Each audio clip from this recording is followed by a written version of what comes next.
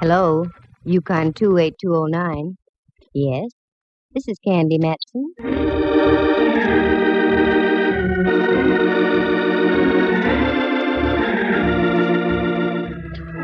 Do you have a little unsolved murder in your home? Got some blackmail you want to unload?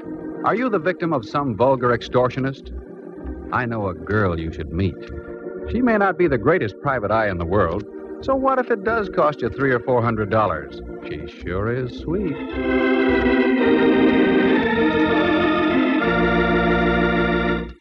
She's Candy Matson. Like to meet her?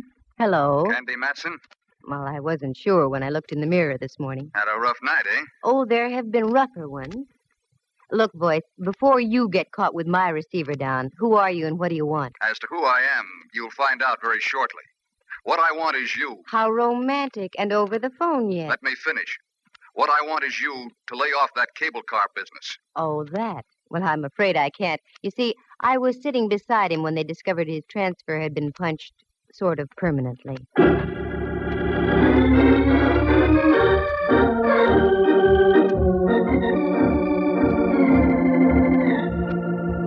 That's how things happen with me. I get into the craziest routines. You see, I used to be a model. I've been told I have the proper displacement for such a career. But I found there wasn't enough money in it. A girl has to maintain a nice apartment on Telegraph Hill, keep enough clothes to highlight the displacement I mentioned, and also eat, doesn't she? Sure. So I turned private eye. You meet a better class of people, mostly named Rigger or Mortis. Now take this cable car deal. It's positively fantastic. But after all, this is radio, isn't it? Like to hear how the whole thing happened? Leave us trip along to Act 1.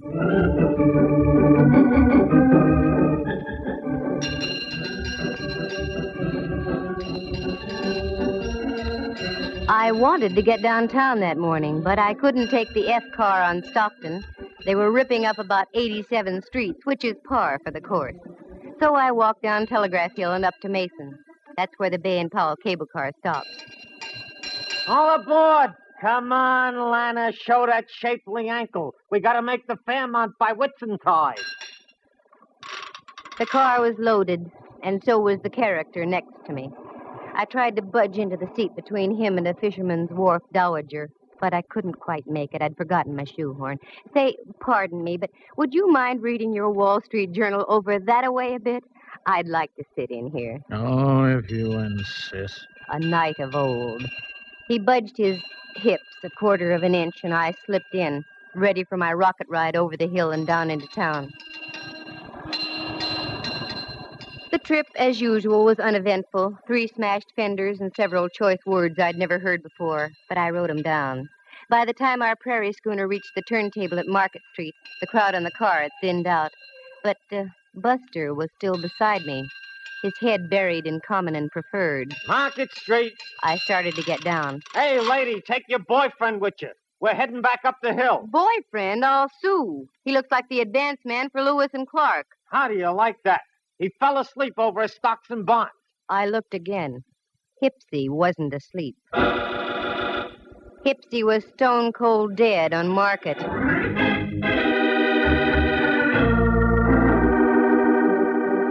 What a twist. I, who always went on the prowl for a whodunit, get one literally tossed into my lap.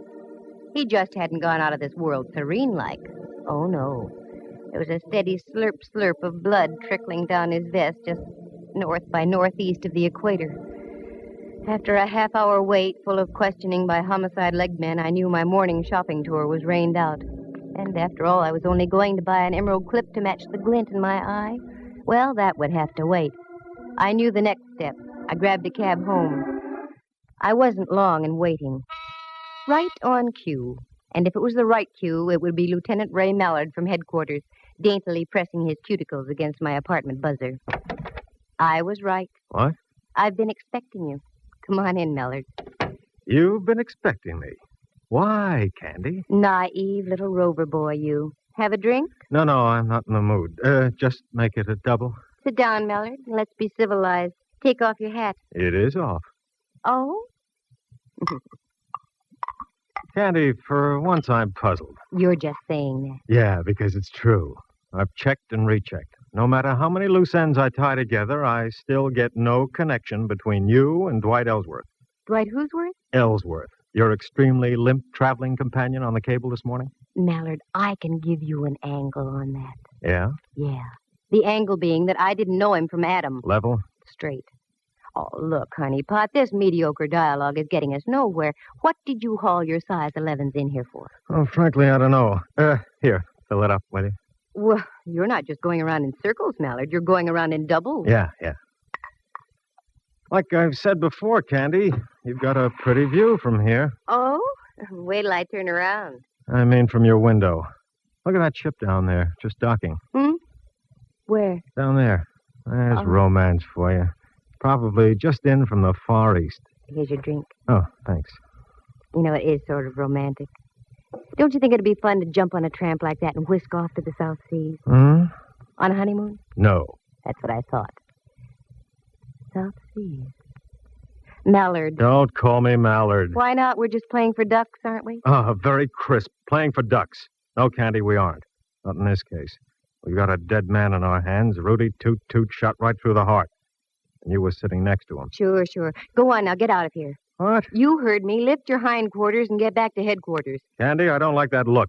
You've got something on your mind. Yeah, but you wouldn't recognize it if I told you about it. One word of warning. Don't dabble. You're in deep enough. Got it? Got it. Here's your hat. Grab it. So long, Mallard. See you around a jailhouse sometime. Fie-fo-fum. 'Twas then I smelled a big fat fee. That great, big, kind of attractive Mallard. He missed the boat. Oh, he saw it, but he missed it. It was that ship he saw docking. That was the first time I came out of the dark since my Tunerville ride down the hill in the morning. I needed help, so I called an old friend of mine, if you can call that help. Rembrandt Watson was his name. He was a photographer and other things. He spent most of his life in the darkroom dabbling with bottles. His negatives and prints were sharp. His thought processes, not quite. But he'd given me assistance in the past, so I called him. Rembrandt Watson speaking. Photography, portraits, and camera work. Yes, Rembrandt, I know. Also available for gardening, janitorial service, and babysitting. Rembrandt, it's Candy. Especially if they're over 21. Who? Candy? Now you're tuned in. How dare you, baggage. I was experimenting with a new type of formula. 90 proof for 100. 100. And Candy, it works beautifully. There's a delightful little pixie in a pink ballet skirt in my living room. Well, leave her there and get over here immediately to my place. Take a cab. I'll pay for it. I'd much rather have a handsome carriage with a brace of chestnuts. You've got 'em in your head. Now just do as I say and get over here.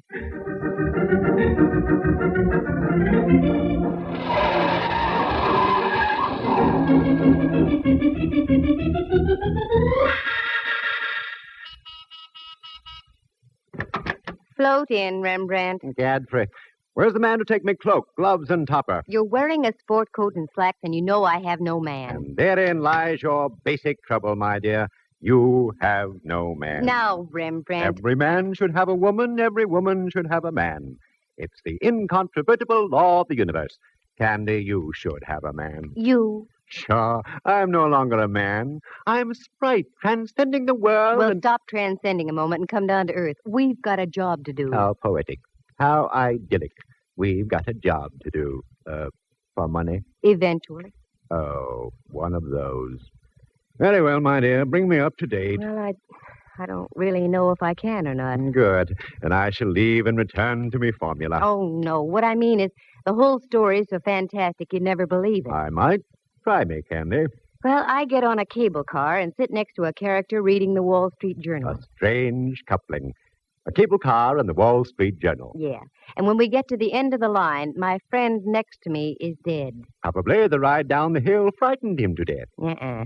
He looked like a used punch board. He had a neat little bullet hole through his heart. Candy, my little ballerina friend in the pink skirt is more believable than what you just told me. I told you it was fantastic, but none know how it happened. Now, sooner or later, Mallard is going to come out of his fog. And when he does, I'm going to be out of a fee. A fee that so far doesn't exist, my pretty. It will, if my hunch is right. Now, here's what I want you to do. Go down to the Chronicle and get all the back files you can on Southern Islands Steamship Company. The Chronicle? A pleasure. I have a few questionable companions there who indulge in formulas stay away from those companions and just do as I ask. Very well, my dove. I go, but entirely against my will. And where will you be? Around town, Rembrandt. I've got to do some legwork. Let me assure you, Candy, you have just the right equipment for it, too.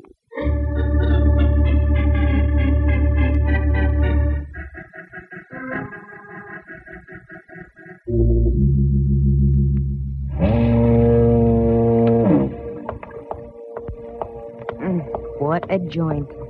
I'll bet they mount slit gullets on the walls instead of deer heads.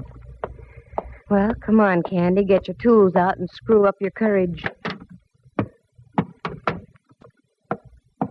Yeah, miss, what'll it be?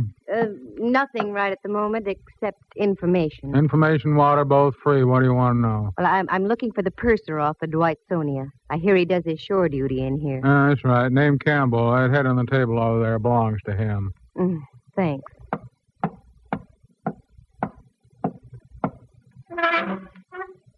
Hello, sailor. Hey, Campbell. Wake up. Leave me alone. Come on, snap out of it. Who are you? What do you want? My name is Candy Matson. I want to ask a question. I'm only drinking. Go away. Not until I find out what I want to know. Dwight Ellsworth was murdered this morning. What? I thought that would bring you to. Well, that's the nicest news I've heard since VJ Day. What do you want to know? Where does his brother live? That stooge. He's got about as much spine as a water eel. Never mind. I want to find him. He seems to keep his whereabouts as secret as an atomic stockpile. The whole family ought to be knocked off. He lives out in Seacliff, 25 Dashel Road. Good. Bartender, buy my friend a little reward. And one for yourself, too.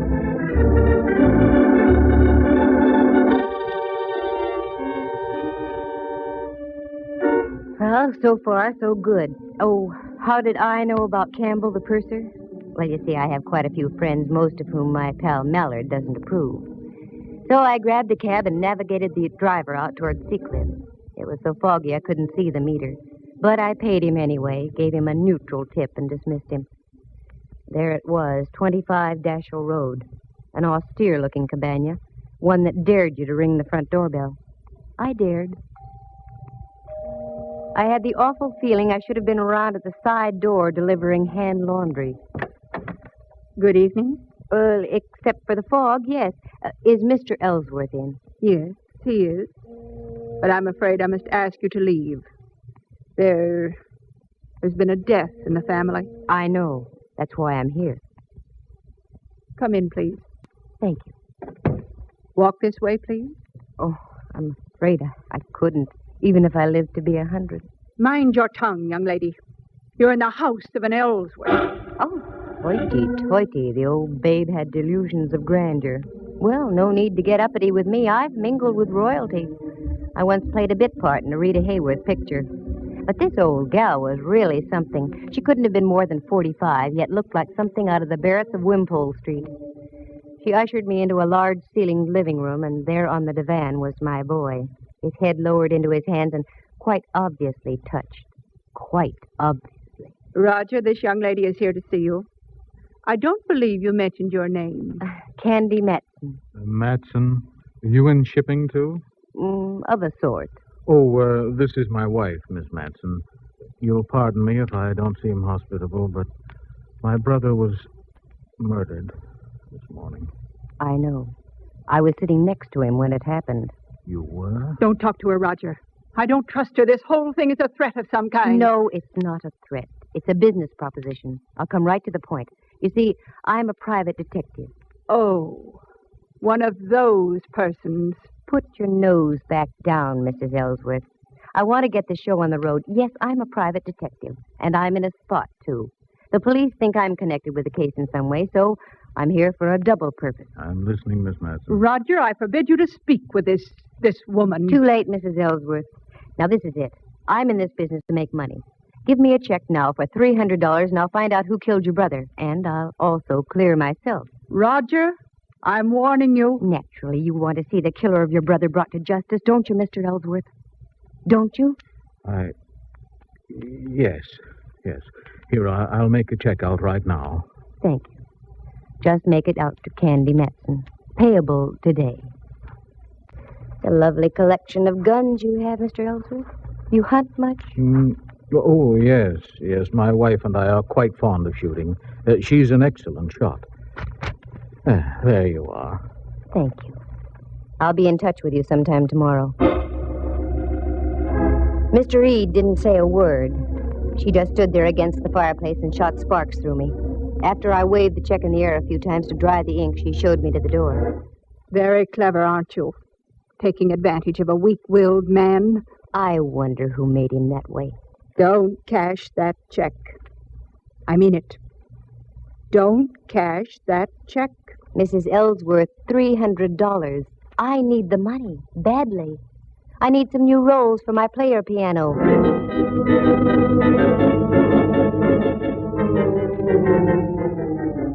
I buzzed back downtown. I wanted to cash that check in a hurry. I knew of only one person who would give me the crisp green at that hour of the night. Uncle Charlie, the honest miller who ran the chase room. Uncle Charlie, in the strict sense of the word, was a gentleman. So with a tender little pat on my cheek, he cashed the check, and I went up Telegraph Hill and home. All of a sudden, my eyes did a couple of inverted loops. Oh, my lights were on. Who's in here? All right, speak up. Oh, Candy, the light of my life. Come join our party. Oh, Rembrandt, you gave me a scare. You don't scare easy What? either, Candy. Got something on your mind? And Mallard. Well, how ducky, a midnight soiree. What goes on here? Well, that chicken you had in the icebox is delicious. Was delicious. Looks like you've done everything but eat the bone. Your vintage is superb, too, Candy.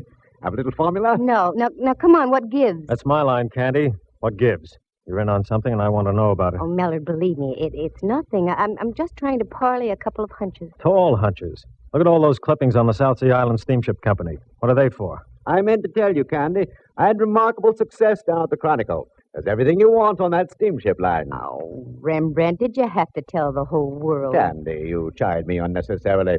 I merely had the clippings on the table when Hawkshaw here walks in on me. Okay, Candy, take it from there. I can't tell you yet, Mallard. Nothing makes sense yet. I've got about 4 loose ends that need tying off. If I'd only put 2 men to following you, I'd save myself a lot of grief. 2 days, that's all, Mallard. Just give me 2 days. I think I'll have it for you. All right. But don't forget, the boys down at Kearney Street headquarters don't love you the way I do. 2 days. No more or less. I gotta go. Thanks for the fowl, chicken. Very gay. Here, Rembrandt, here's $50 for you. 50? My word. What's all this talk about a recession? Go on and take it. Go someplace and stabilize the economy.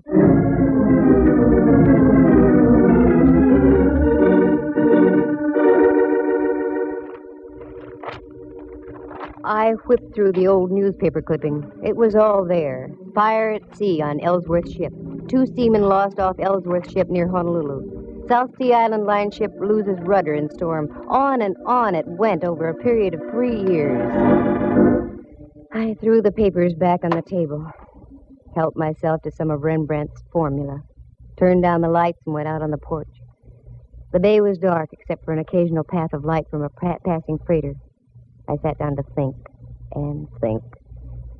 Then, click, just like that, 2 little tumblers and my mind fell into place. Only one thing to do, and that was to do it the hard way.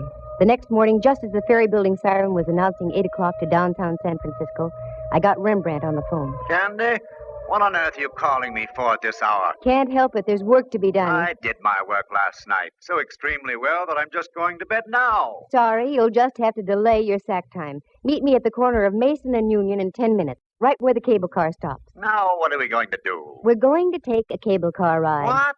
One of those bouncing, jerky little contraptions? Not the way I feel this morning. Oh, yes, you are. Union and Mason in 10 minutes.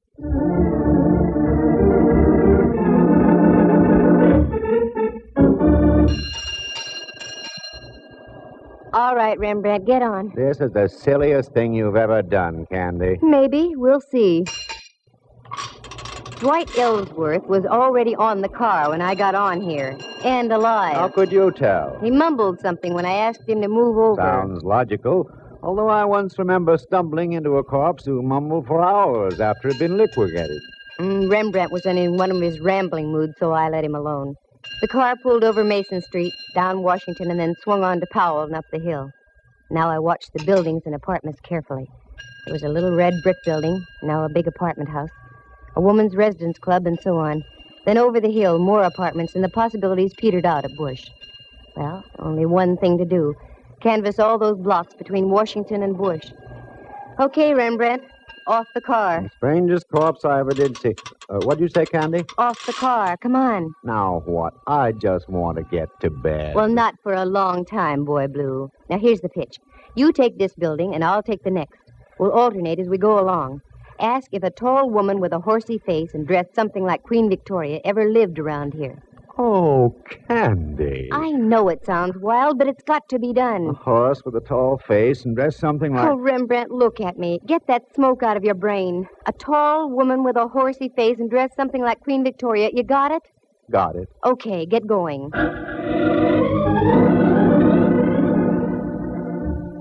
It was slow and tiresome. And the answers I got. A tall gal dressed like Queen Victoria? Oh, sister! That was about par. Nope, nobody like that ever lived here. Are you positive? A dame who fits that description? Yeah, I'm positive. The morning wore on, and so did we. We were over on the other side of California Street now, so we stopped and had a bite to eat. I had pickles with mine, and Rembrandt had olives on toothpicks in a glass. And again, we picked up the hunt. My heart was suddenly making with a Roomba. There, just on the other side of Clay, in front of a 3-story red brick house, was a police squad car. There was a little knot of people gathered around. Daintily lifting my crinoline, I did a Mel Patton down the block and up the front steps. I didn't have any trouble finding the room. The door was wide open, and there was a body on the floor. 4 representatives of the law were buzzing back and forth. One of the buzzees was Mallard. Well, my little ambassador of violence. Why is it you're always around the extremely dead, Candy? I've got no time to brandy the ad-libs, Mallard. Who is it? I don't know yet. No identification. Let me see. Ah, a pen pal, maybe. I was right. I knew it. Knew it. Knew what? You're right, he was a pen pal. He wrote me a check last night for $300. His name is Roger Ellsworth.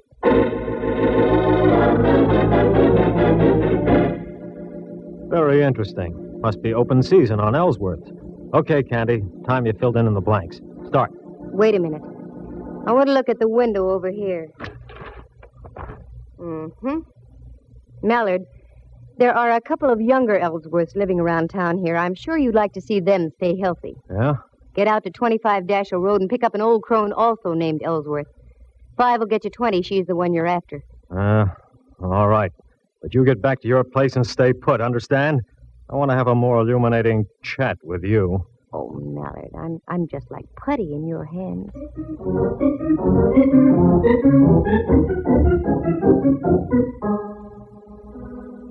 The moon was coming up over Diablo and spraying a path of silver on the bay. Still no Mallard. I wondered what could be wrong. Well, this was it. This was the showdown. Have you seen a tall face with a horsey woman? Oh, Rembrandt. Candy, I'm so mad at you I could... Oh, what's the use? Now what's the matter? What's the matter, she says. I've been roving all over Powell Street ringing doorbells. Where did you go, you traitor? Oh, Rembrandt, I'm sorry. In the excitement, I forgot all about you. What excitement? There's been another murder. In a moment, there's going to be another. I'm looking right at you, Candy. Oh, cool off. Have some formula and stop snorting steam. What was that? Your window, Candy, it just shattered. What? Oh, wait a minute. That window didn't shatter by itself. Quick, get the lights, Rembrandt. Now duck down here. What sort of a silly game are we playing now? This isn't a game, believe me. Candy! Candy, are you all right? Yikes, it's the gumshoe. Yes, I'm all right. Where are you, Mallard? Over here, 2 houses over. We've got your girlfriend trapped on the roof next to you. Don't move and stay covered. Okay. All right, Mrs. Ellsworth. Are you coming down peacefully, or do we have to play cops and robbers? I'm not coming down until I get that Candy Matson. She did it. She forced me to kill my own brother-in-law. Have it your own way. Okay, loosen her up a bit, boys. Better than the 4th of July. Keep your head down, Rembrandt. Oh, is that what was up? Ready to come down, Mrs. Ellsworth? No, I'm woman! She's ruined my whole life! All my plans!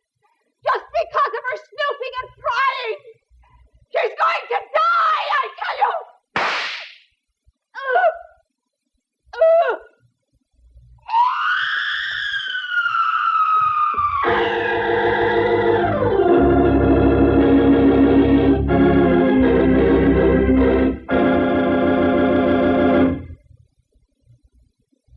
It was a miracle, Candy. You must have moved slightly just as she shot at you. Well, it was too close, I can tell you. She's dead? Oh, decidedly. I think she was dead before she hit the ground. That one shot got her. We went out to her house, and she was just driving off when we got there. We trailed her up to North Beach, lost her for a block, and then spotted her car at the top of the hill here. We arrived just as she was getting on the roof next door. Okay, now you tell me your little dream. Well, it was that ship docking that set my wheels going around. The name Ellsworth started burning in back somewhere. Mm-hmm. You saw the clippings we dug up. Yeah. The South Sea Island steamship lines were slowly being sabotaged. I did some checking, and I found that the insurance companies weren't going to renew. Yeah. I don't know why I didn't tie that in sooner. Oh, it's just that you have too many things on your mind, Mallard, dear. I went out to the place on Dashiell Road, and when I left, I was pretty sure the old girl had knocked off her brother-in-law. Why? Well, for several reasons. One, she was a venomous old witch. Two, you've never seen such a collection of guns in all your life. And her husband admitted she was a darn good shot. I also saw one little pot gun that was very interesting. It had a silencer on it. Uh-huh. That was the one she used on you tonight. And also the one she used on Dwight Ellsworth from the window of that apartment where you found her husband. How do you know? Go back there. You'll see a nice little bullet hole in the curtain with burned powder all around it. Now, don't tell me that... Yes, I'm telling you that she rented that place knowing that her brother-in-law always went downtown on a certain cable car. She waited that morning until we were riding by, and she plunked him. I have now heard everything. And the reason? Dwight Ellsworth, rather than fighting the insurance companies, had decided to sell his steamship line. But the old gal thought she'd beat him to the punch by knocking him off. The steamship company would then fall into her husband's hands. Yeah. What about her husband? Well, after he gave me the check and I left, they evidently had a fearful row, and she spilled the beans. Somehow she lured him down to that place on Powell and gave him some lead poisoning, too. And that's all there is to it. Candy, I wish you'd have told me all these things earlier. We might have been able to save the life of Roger Ellsworth. No, it wouldn't do any good. Because if she hadn't killed him, I was going to. What? Mm-hmm. While I was waiting for you to get here, the phone rang. It was Uncle Charlie, the honest miller. That no-good Roger Ellsworth. His check bounced like a brand-new golf ball. What's so funny, Mallard? Listen in again to the further adventures of Candy Matson, Girl Sucker. Well, that's the way it goes. Sometimes you win, sometimes you don't. In this case, nobody did, except Rembrandt. He'd stocked his darkroom with $50 worth of formula, and not the kind you use on negatives either. Let's see, murder on a cable car, Dwight and Roger Ellsworth done in as well as the old gal, one check that bounced. It really does sound fantastic, doesn't it? But I told you this was radio, didn't I? Oh, wait a minute. Maybe I did come out ahead at that. On the way out, Mallard leaned down and kissed me. The first time it ever happened. You know, at times, it's kind of fun to be in the arms of the law. Listen again next week at the same time. For excitement and adventure, just dial... Candy Matson, Yukon 28209. Heard tonight were Helen Cleve, Jack Cahill, and Harry Bechtel, Jack Thomas as Rembrandt, and Henry Leff as Mallard. The program stars Natalie Masters as Candy and is written and produced by Monty Masters.